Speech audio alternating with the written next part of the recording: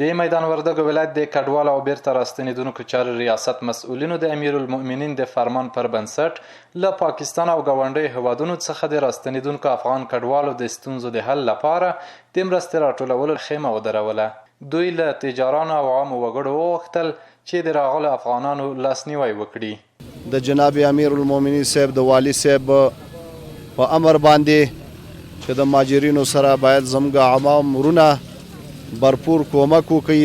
د دغه ولایت اوسیدونکي وایي چې له راغلو افغان کډوالو سره هر ډول مرستو ته چمتو دي او له نورو هیوادوالو هم غواړي چې خپلې مرستې ونه سپموي.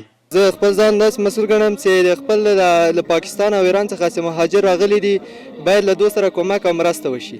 ما د نور افغانانو دا هیله ده کوم د مو افغانانو ورونه د پاکستان چې ایستل شوي دي باید هغو سره د ژمي په دغه یخو شپو کې مرسته وکړو. کوم شیانو ته دی اړتیا لري د هغه اړتیا تر څو پورې پوره شي. د یادولو ده چې له ګاونډیو هیوادونو څخه د راغلو افغان کډوالو سره د مرستې ټولولو لپاره د دغه ولایت د مرکز سربیره له ټولو ولسوالیو مرستې راټولې شي.